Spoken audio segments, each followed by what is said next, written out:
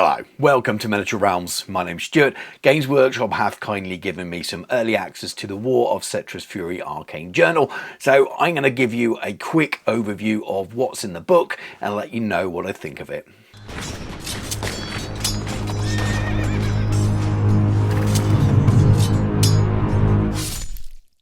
Miniature Realms is proudly sponsored by Counter-Attack Bases. They stock a wide range of counters, gaming aids and movement trays for multiple game systems and offer custom items to suit your club, your event or even your podcast or YouTube channel. Check out the link in the video description. The plan is to give you a little bit of an overview of the whole book, so a little nod to the lore, though I won't be spoiling lots of stuff, and then take on each of the little sections of rules in there as well and what kind of impact they may have on the wider game. Basically look at it as a complete bundle.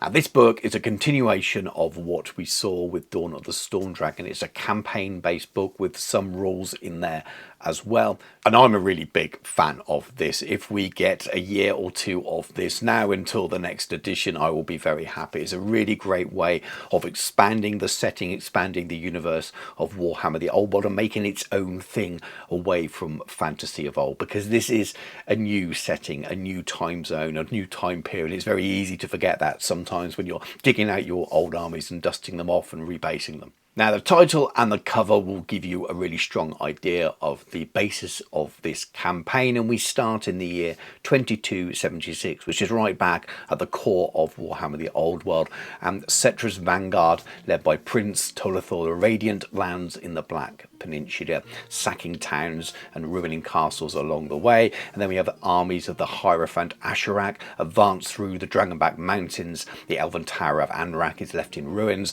and Barak Var is besieged. We start to see familiar characters returning from other Arcane Journals, and Gaston the Worm Slayer is involved in the defences for Matarea. King Luon is busy with orcs and goblins. Maybe that's a future Arcane Journal, and he sends the Duke of Brion to help. That all sets the scene really nicely, but I'm not going to spoil that. I'll give you all a chance to read that. That might be a future lore video. I really need to get back to doing those. The book goes on to really expand the history of the Border Princes, talking a little bit about the connections with Settra when Settra was mortal, and also some stories and the connections with Nagash as well. But it also talks about the trials and tribulations over the era with orcs and goblins dominating the lands, the Empire's input and attempts to try and make it more civilized and lawful, and then its connections through Talia and Estalia, be that the path through crusading knights and all that kind of stuff. There's a little bit of lore that expands upon what's in the core rulebook there about the princes of the borderlands, but also a little bit more around the area called the Vaults and some of the dwarven holds in that area as well. There's a couple of pages of coloured plates as well with examples of some of the Renegade Crowns liveries, which I think is a really cool name. It's the name of the Army of Infamy we're going to see a little bit later on, and also the name of an old Wolfrup supplement as well, which is a really nice little nod there to the past. After that, the book returns to Settra's campaign, and we see it spread and expand into the area of the Vaults, which we've just learned about. And we see more returning characters as well, like Elise de Shah. And I really like the way that these characters starting to come back in the narratives in these stories, that maybe some of the special characters from this edition could start to become famous, like the ones we remember from the old days of Warhammer Fantasy. We learn that the dwarves are drawn into the conflict as well, and Carrick Izor and Carrick Hearn both get mentions, but also, unsurprisingly, the Slayer cult are present, and we see them later in the book as well with an army of infamy. The campaign continues on to 2277, and we get quite a lot of detail around the different movements and different conflicts and battles around that area. Actually, I'm not going to spoil the details for you. I think what it does do is it leaves you there to finish the campaign for yourself, and that's quite a deliberate tone that's delivered from a lot of these books at the moment. They don't give us the full history and the full story, which is nice in some ways, but at this stage it feels like they're working hard to create this setting and leaving these wars live, so to speak, so that we can play them ourselves. I like it. I think that's pretty good for people that want to read the full history with what exactly happened in all the battles. That's not quite there yet. I'm hoping that's something we'll see in the future, and maybe if they move the story timeline on, that's when we'll get the closure for those. But right now, those are there for us to play in our games, in our campaigns. And maybe if we're really lucky, Black Library will pull their finger out and we'll get some novels to help support this, and we get some actual endings to some of these narrative arcs there as well. So after that big chunk of lore, we go to the first of the rules, and we have Battle March. And for those of you that are familiar with the download section on the Warhammer community page, you may have come across a version of this before. 3 scenarios were placed up there free earlier in the year, and one of them was for 500 point games. This is basically an expansion of that to 500 to 750 points. Now, a lot of the wording in there is exactly the same. There's a couple of changes made because of the expansion in points, but it's cool. I enjoyed it when it was free back at the time, and I enjoy it even more now they've expanded it further in this book. I won't bore you by repeating the details on the first page of this, because it is essentially the same as what's been published already, with some adjustments made if you want to play the game at that slightly larger size of 750 points.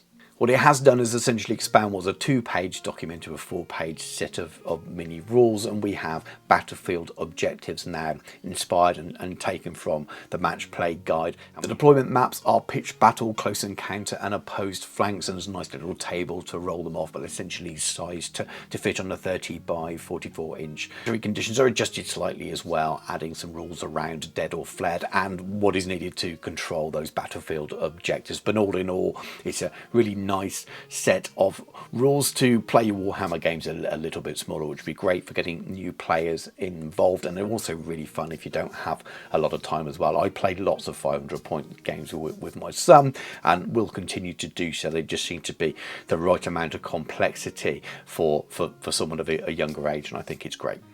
Of course, we get lots of pretty pictures of miniatures in the book, but then we move on to a little bit more lore, that kind of stepping stone ladder lore that you normally get before an Army of Infamy. Of course, we don't have that in this book, but we do have a couple of profiles for the Tomb Kings, so we get a little bit of lore as a bit of flavour for that. And of course, that links really nicely with the campaign that we've already read about earlier in the Arcane Journal. First up, we get some new character mounts for the Tomb Kings, and any character that can be mounted in the Ravening Horde's army list can choose from this list. And then we have a skeletal steed, a barded skeletal steed, a skeleton chariot, a necrolith bone dragon, that's Tomb Kings only, and a Cambrian war sphinx, and that's Tomb Kings only as well.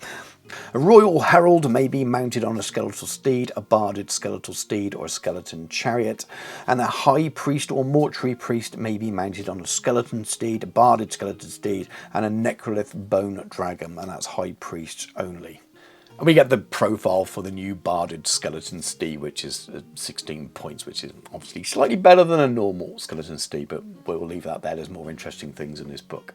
Then we have the Winged War Sphinx, which is one of those make from existing kits kind of profile, which I think are always good fun. It's 180 points, and it has Wicked Claws, which has strength as usual, which is 5 minus 2 AP, and an Envenomed Sting, that's strength as user, normal AP, poisoned attacks and strike first, and it's got Fiery Roar as well, which is strength 4 minus 1 AP, breath weapon, flaming attacks. Any special rules are Close Order, Countercharge, Fly 9, Indomitable 2, Large Target, Nekakarim, Undead Regeneration 6+, Stomp, D3, Swift Side, and Terror. And you can take that as a 0-1 choice in your Mortuary Cult and Grand Army list. And I think the idea is that you get your War Sphinx and you take your wings from your Necro Sphinx and replace the Howdah with it, which might be quite cool to see. And this is in the same kit. After that, we have Incantations of the Mortuary Cult, which is quite fun, and they're essentially bound spells that can be purchased, but in order to cast them they have to pass a leadership test, and they can be dispelled as normal. High Priest can purchase up to 3, Mortuary Priest can purchase up to 2, and Necrotex and Arch Necrotex can purchase 1. These are all one use as well. Scroll of Withering is 50 points. It's a hex, casting value 8, range 21, and the effect: until the start of your next turn subphase, the target enemy unit suffers -1 modifier to its strength and initiative characteristics and cannot make any ward or regeneration saves. This bound spell may target an enemy unit in combat. Scroll of Summoning, 45 points, enchantment, casting value 8, range 21. The effect: the target friendly unit gains D3 lost wounds and, until the start of your next turn subphase, improves the armor value of its regeneration save by 1. Scroll of Awakenings, 40 points. Type Magic Missile, casting value 9, range 27. Effect, place a small 3-inch blast template so its center hold is directly over the center of the target enemy unit. Any enemy model whose base lies underneath the template risks being hit and suffering a single strength 4 hit of AP -2. Scroll of the Dead, 35 points. Magical Vortex, casting value 8, range 18. Remains in play, small 3-inch blast template so the central hole is within 18 inches of the caster.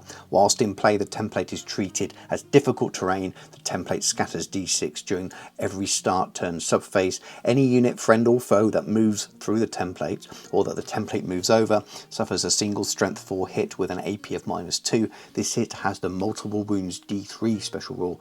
Any unit that suffers one or more unsaved wounds from this weapon must make a panic test as if it had taken heavy casualties. Scroll of Urgency, 30 points. Type Conveyance, casting value 7, range 21. Effect, if the target friendly unit has already moved during the movement phase, not including failed charge moves, it can immediately move again. And then the Scroll of Righteous Smiting, 10 points. Enchantment, casting value 7, range self. Effects, remains in play whilst the spell is in play for any units whose troop type is a war machine that are within the caster's command range can re-roll a single artillery dice or scatter dice per turn. Now, I'm not a Tomb Kings player, so I'm not best placed to answer how well that will affect the balance of those forces, but I'll be really interested to hear in the comments what you guys think about that set of bound spells. Yes, they're only one use and some of them are quite expensive, but are there some really, really good things there that will mix up the meta a little bit? So really interested to hear what you all think about those new spells. Now we move on to the Armies of Infamy, and we get that little bit of lore that you always get before your Army of Infamy, which again explores the Border Princes and the kind of princes and renegades that will be running mercenary armies in that area. I know a lot of people were incredibly excited for this Army of Infamy. Lots and lots of hopes for Dogs of War, and I'm going to say this is not Dogs of War.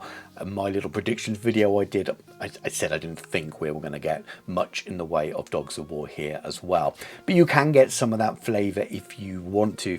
A lot of that will be down to the way you model your units, I think. There are some rules a little bit later on which we'll discuss as well, which can give you a little bit of a flavour of a Stalia or Talia if you want. Anyway, but that's more than enough pre-ramble. Let's have a look at what we get in the Renegade Crowns Army of Infamy.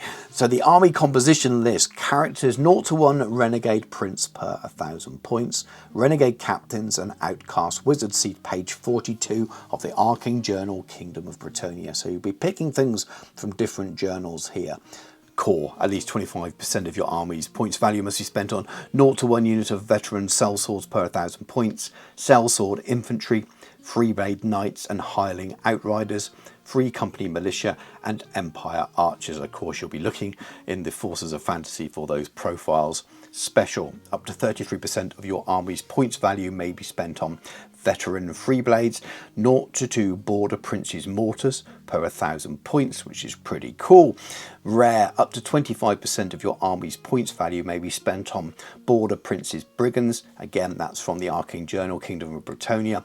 0 to 1 war machine chosen from the following list per 1,000 points. Border Princes organ gun, Border Princes bombard, again another nod to the Arcane Journal, Kingdom of Bretonnia. Then mercenaries, up to 33% of your army's points values may be spent on mercenaries, including any dogs of war from any Arcane Journal, i.e. any unit that has the Dogs of War rule, allowing it to be taken as mercenaries in one or more Army of Infamy composition lists.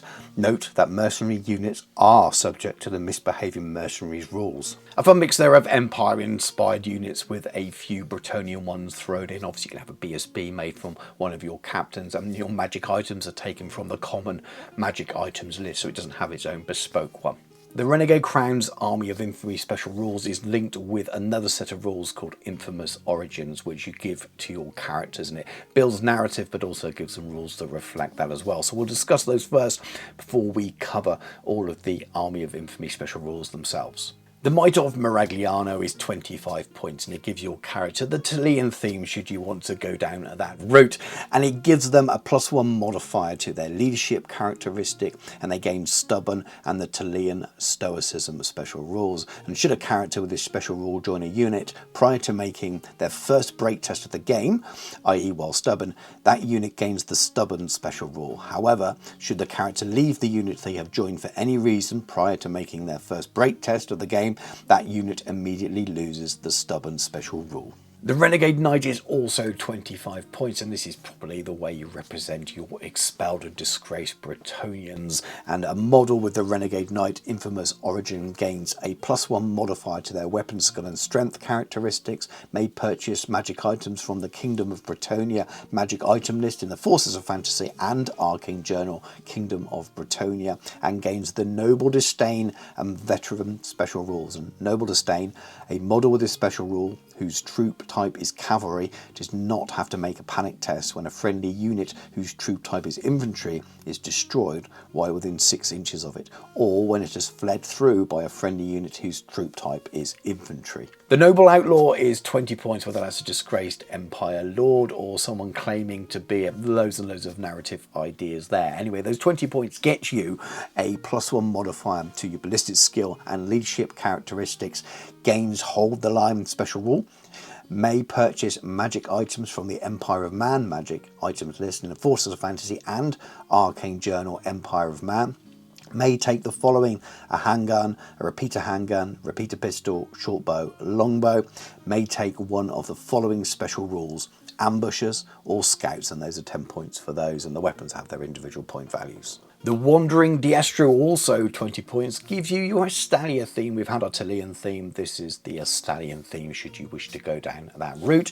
And for those 20 points, you get a +2 to the weapons skill, gains the Feint and Dodge special rule, may not take any weapons with the Strike Last special rule, may take an additional hand weapon at 3 points. Now, the Feint and Dodge special rule has some text missing from the copy I've got, and I don't know whether that's going to be the copy that goes out to print. We will see. But it basically says when a model directs his attack against you, and we don't know. But hopefully that's just the early preview copy that I've got of. I look forward to finding out what those rules actually are.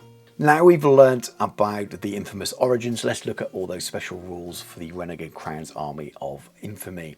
And first up we have the mercenary hosts. For each character in your army that has the Might of Miragliano infamous origin, 0-1 unit of sellsword infantry or veteran sellsword infantry may change its troop type to heavy infantry and may have the phalanx special rule for 10 points per unit. Phalanx, a close order unit in which the majority of models have this special rule, is considered to be in combat order rather than marching column, even if it is deeper than wide, provided it contains enough models per rank to claim a rank bonus. While such a unit is deeper than it is wide, it can claim a rank bonus and can perform a charge move, but cannot march at triple its movement characteristic.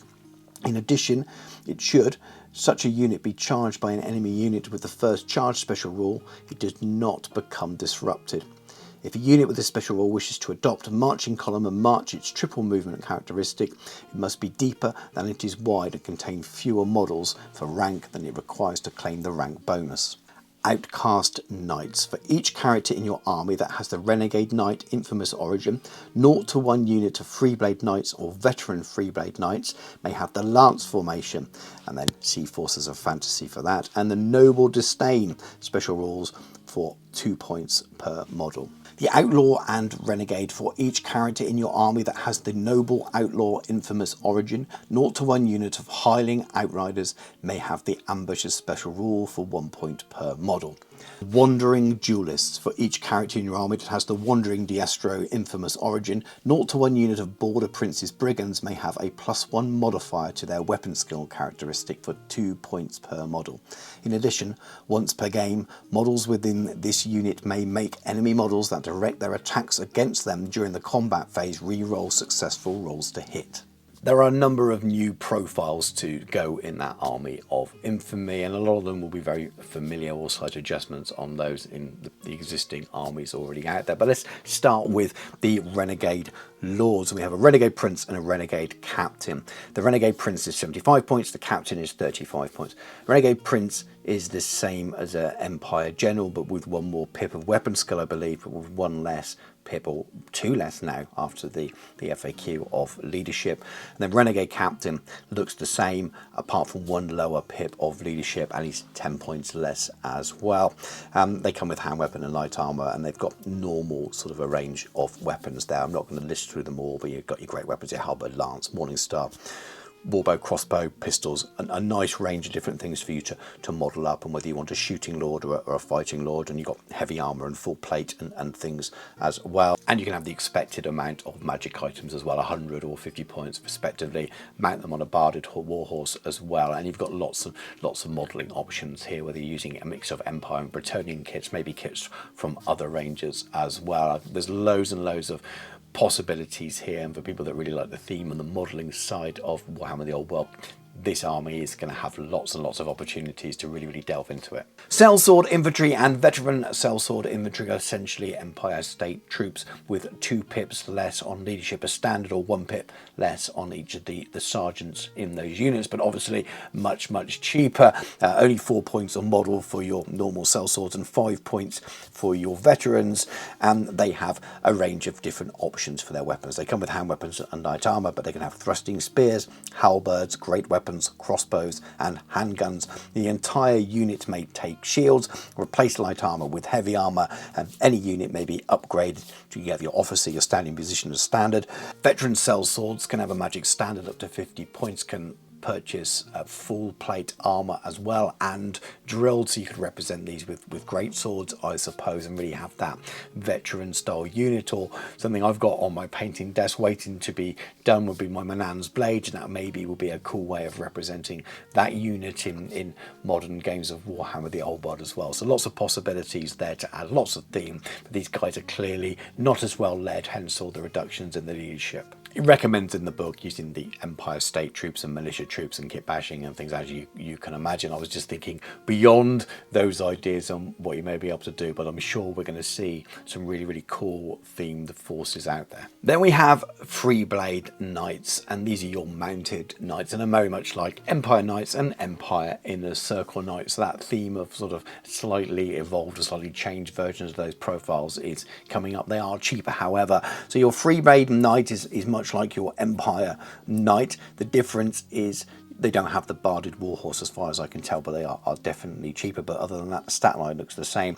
And the veteran Free Blade Knights are very much like the Inner Circle. They have that +1 strength, but again, I don't think they have the barded warhorse as standard. You have to purchase those extra, which then starts to increase their points northwards towards that of the Empire profiles. And they pretty much have all the weapon options that you would expect for a profile like that. So you have lances and great weapons, so we can take both those options. You can take your full command as well. You can replace your warhorses with the barded warhorses for 3 points of model, as I've already mentioned. And your veteran knights may replace the heavy armor with full plate for 4 points of model and have that magic standard. Then the special rules wise, the Free Blade Knights have close order, counter charge, first charge and swift stride. And then the veteran Free Blade Knights have close order, counter charge, first charge and a swift stride and veteran. Then using these in your game, you can obviously use your Empire Knights, you can mix in bits from Bretonnian kits. I wonder if some of the AOS Knights would see their way into this as well, and that's definitely something I've got percolating in the back of my mind for a future project. So lots of modelling opportunities, lots of flavour going on here, even if maybe they're not the greatest unit on the table. Hireling Outriders are next, and your brain immediately goes to Empire Outriders, and with good reason. And they are essentially an Empire Outrider, but with 1 less pip of ballistic skill, but a lot less points as well. They are 11 points for each miniature, and they can have a bit of a mix of weaponry though. They can have cavalry spears and short bows and pistols and bracer pistol, light and heavy armor. You can have your full command, and then 0 to 1 unit per 1,000 points can have the Feign Flight Special rule at 2 points a model, the reserve move special rule at 1 point a model, the vanguard special rule at 1 point a model, and they can purchase up to 50-point magical standard as well. And in terms of representing them in the game, it mentions using outriders, but also using Bretonnian yeomen and even Illyrian reavers. It really gives you the idea of these can be whatever you want them to be, humanoid kind of mounted cavalry there that are hired. They're mercenaries at the end of the day in terms of the lore side of things, and I think that's pretty cool. Then we have Border Prince's organ guns at 125 points and Border Prince's mortars at 90 points, and those can be represented using your Dwarven and Empire miniatures already. Maybe you change the crew out and model them however you like, which is pretty cool. Same way as we've already had to do with the Bretonnian Bombard as well. I built one out of the Age of Sigmar miniature. I know lots of people have as well, and that's also available in this list. So lots of fun at making your artillery look that little bit different. Now, I really love that list. I think it's lots and lots of fun for those of us who love Empire and like that model range and really want to model and expand and make up your own lore and all the freedom that the Border Princes gives you for that. That's great. If you're not into Empire, then you might not be as excited about that, especially if you're not into Bretonnia as well. If you're into any of those things or want to create your own Talia themed or Estanian themed army, there's a little bit there that you can do that with, and I think that's a really positive thing. With all those extra Dogs of War units you can have in there as well as lots of different profiles to really expand that army, you can have some fun there for people that like that kind of list build. I have no idea whether you can build anything competitive out there. My gut feeling is you can't. There's nothing really strong there, but I don't think that's what it's designed to do. This game is not designed to be a competitive game. It's designed that it can be played competitively in a match play with people who want it, but it's definitely not designed in that way. And this is a prime example, I think, of where lore and the campaign is what delivers this list rather than any other need to add an extra army of infamy to maybe balance something out in terms of a competitive nature. This is just pure fun, and hopefully people will enjoy it for that reason. Getting near the end of the book now, we move on to the Warriors of Grimnar, and we get a nice little bit of lore about the Slayer cult before we move into the Slayer Army of Infamy. And there are not an awful lot of surprises in this list. It's most of the things that people had expected. I think I made my own prediction video again of what we might find in here based on guesses from previous editions where Slayer lists were involved. And I think a lot of those ideas have come forward into this, the ones that didn't already exist within the Arcane Journal for the Dwarves as it was anyway. But let's have a little look at what we've got. So characters, usual up to 50%. Ungrin Iron Fist, Slayer of Carrick Kerm, and you obviously need the Dwarven Arcane Journal for that. 0-1 Demon Slayer per 1,000 points. 0-2 Dragon Slayers per unit of Slayers taken. Core at least 20%, so that's a little bit lower here. A little nod that there's only one core unit that you can choose, and yes, you've guessed it, they are Slayers. Special. Up to 50% of your army's points value may be spent on 0-1 Brotherhood of Grimnar, 0-4 Doom Seekers per Demon Slayer or Dragon Slayer taken. Again, Arcane Journal Dwarven Mountain holds for those. Rare, up to 25% of your army's points value may be spent on 0-1 Goblin Hero, which is really nice to see. 0-1 Dwarf Cart. Again, this is quite important, and I think that will make the army more playable. And if your army includes Ungrim Iron Fist, 0-1 unit of Hammerers may be included as a rare choice, and I think that's really cool as well. I started to build a Slayer army based on the Royal Clan's Nest, and I started to convert up some miniatures for my Hammerers for that army, so hopefully I'll be able to use those miniatures for that. The army can take 20% worth of mercenaries, and interestingly, you can take 1 unit of Dwarven Rangers as mercenaries. Still subject to the misbehaving mercenaries rule, but it's a way of getting some ranged weapon or range shooting into your army, which might be useful and make this army a little bit more playable and last a little bit longer on a tabletop. Sometimes it's not quite so much of a skew list that way. A Dragon Slayer can be your BSB. You can take runic items from the Forces of Fantasy book and runic tattoos from the Dwarven Arcane Journal as well. Let's have a look at the Slayer Host Army of Infamy special rules. And first up, we have from the Wilds, 0-1 unit of Slayers with a unit strength of 10 or less in a Slayer Host Army of Infamy may have the Ambushes and Skirmishers special rule for 1 point per model. Look Snorri trolls. After deployment, but before deploying scouts or making any vanguard moves, all units of Slayers and Brotherhood of Grimnar within a Slayer host army of infamy may make a Look Snorri Trolls move.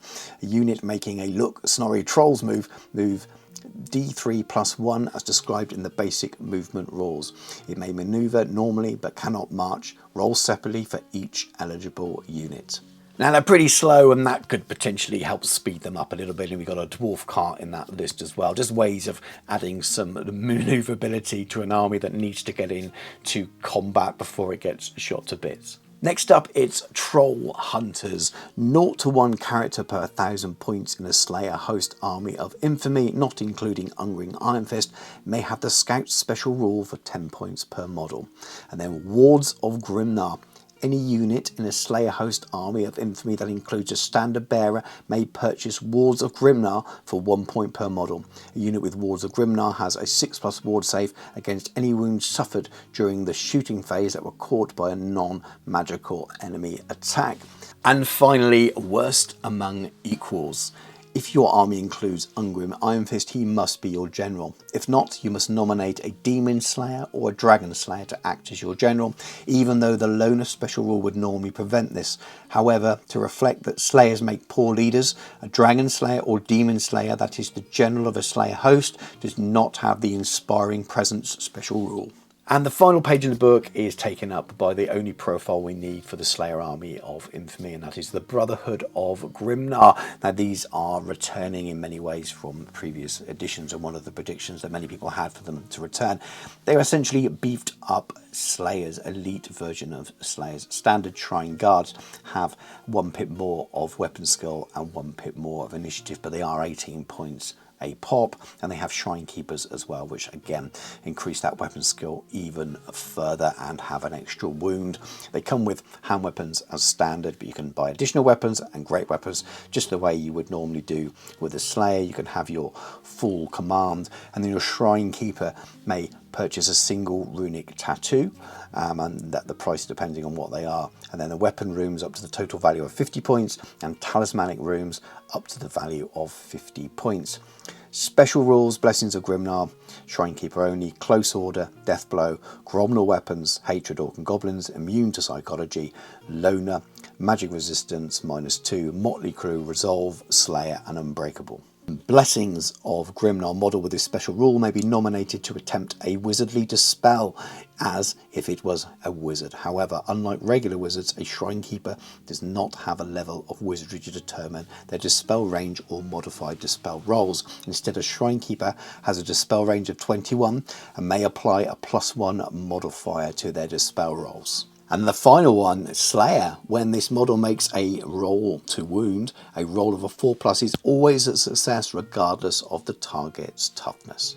Those rules are really, really cool, and I like the magical defense option built there into this unit. It makes you wonder whether people are going to try and squeeze a couple of those units in a Slayer army, so they got some kind of magic defense. You've got no anvil or anything like that with a army of this type, but they're going to be lots of fun. They're going to be your full send kind of armies. Again, I don't know whether there's enough there for the competitive players, the tournament players, to maybe take them, but I'm not the person to answer that. I'm much more of a casual player, but I'm going to work on my own Slayer army because I love Slayers and I've already started it and I want to get back to it. So that will definitely be a project in the future now that this list exists. It's going to be so much fun to run. Again, let me know what you think of that in the comments as well.